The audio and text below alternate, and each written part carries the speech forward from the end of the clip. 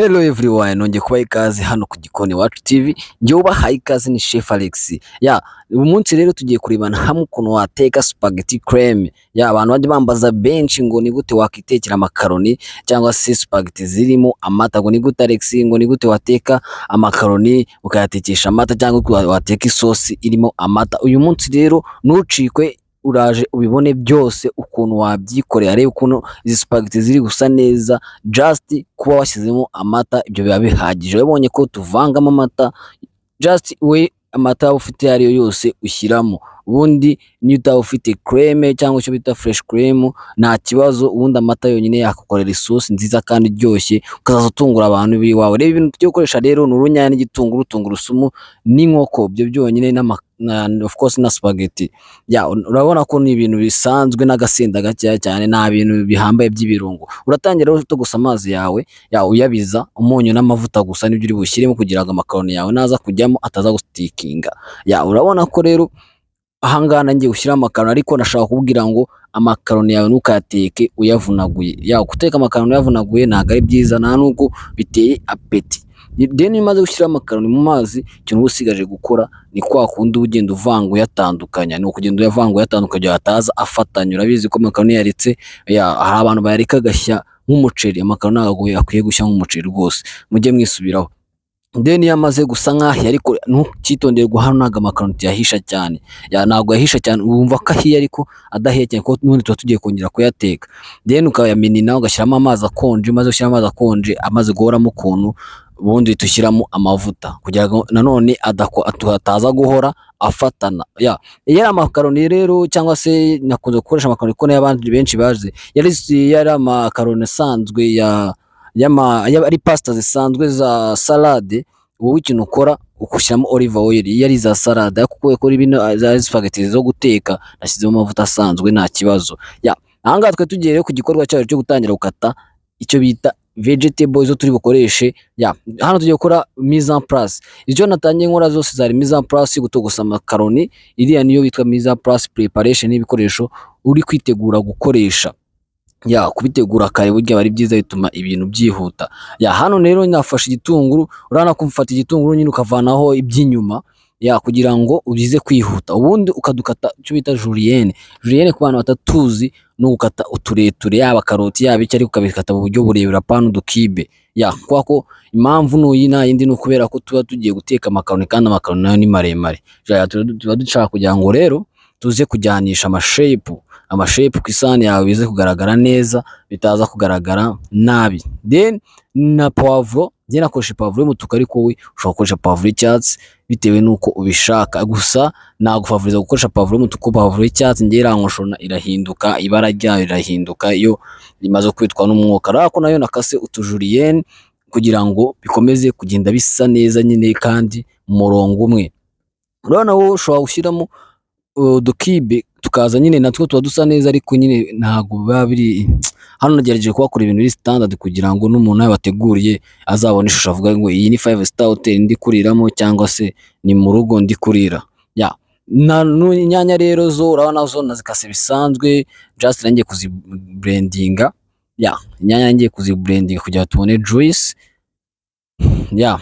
Ikindi nashyizemo agasenda buriya nako aba ari ingenzi.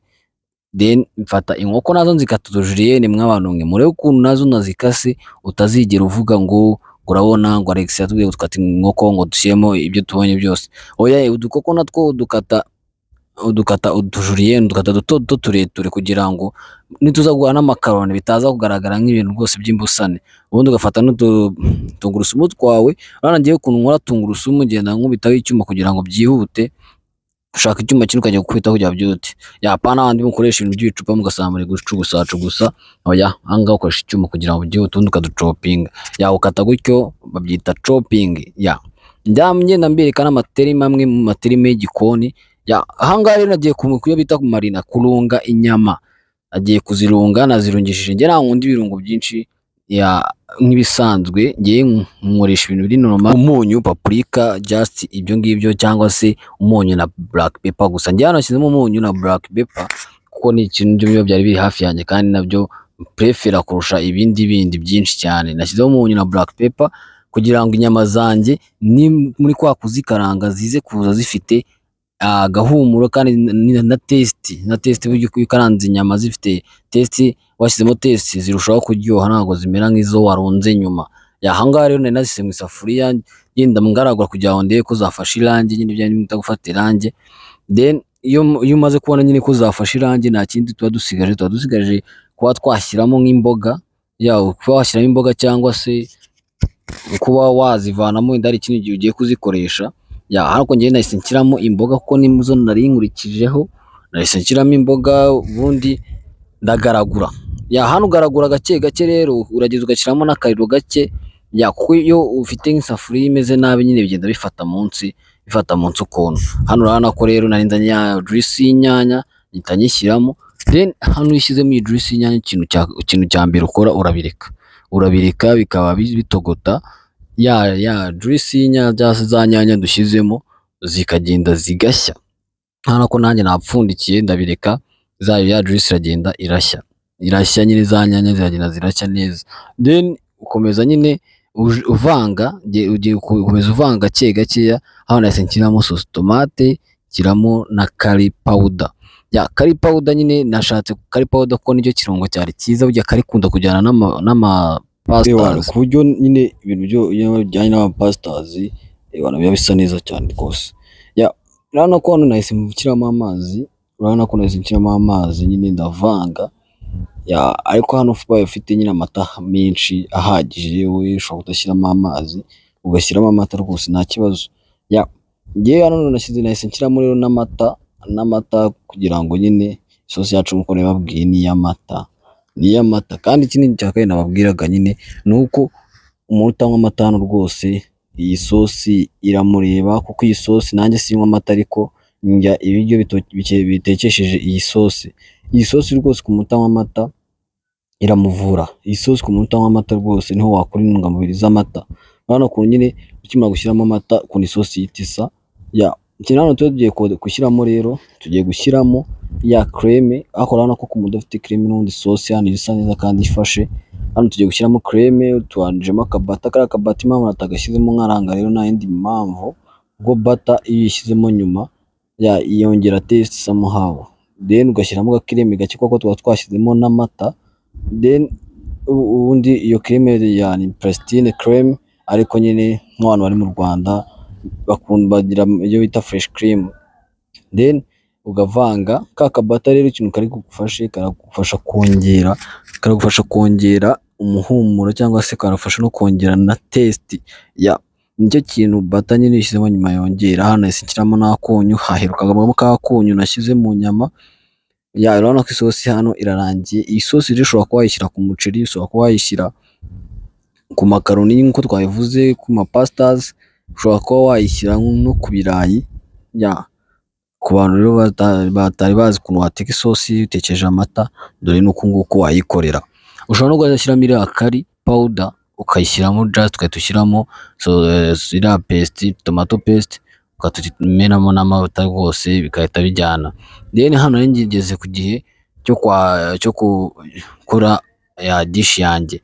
Then urabona ko nyine nashyizeho nkeya, iriya sosi ni nyinshi, ngenda nyijya gake gake, ndayibika muri firigo, nzajya nivanaho gake gake nk'uko ndi kubikora.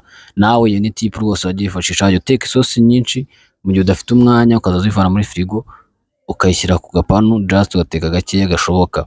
Then nahise mvangamo n'udukaroni kugira ngo ama spaghetti yanjye, kugira ngo ndebe ko nanjye nareba ibyo ari byo. Urabona nyine ukuntu byonyine ukuntu bita binasa, umwero w'amakaro w'izo pasta nyine iyo uhuye niyo curry sauce bihita bigenda neza cyane rwose. Then ugakomeza ukavanga. Impamvu ndi gukoresha rero iyo fork, ubundi mu gikoni hari fork knife, hari fork, kitchen fork iba ari nini ubundi dukoresha, ariko ihangange nakoresheje fork isanzwe, bivuze ko utanayifite niyo fork ni fork isanzwe wayikoresha. Then ukavanga neza ku buryo isosi ihura n'amakaroni, ariko n'akariro kagenda karimo. Hano nanjye ndi kwarura ngo ndebe nyine, ubundi nukaza uteka ngo ugende utaruye, watetse nawe warura.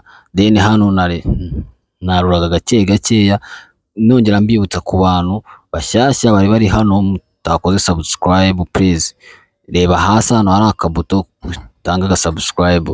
Reba hano rero nahise nshyiraho udukoriyanda hejuru kugira ngo nyine isahani yanjye ise neza. Iyo sahani ubundi niyo ijya amasupageti neza.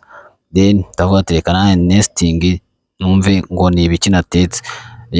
Nakubwiza ukuri ko ibi biryo biraryoshye kandi bimeze neza. Genda ubigerageze iwawe undi uzagaruke umbwire ngo wabonye ari ibiki. Thank you so much. Ciao ciao, ndabakunda cyane. Hasta la vista.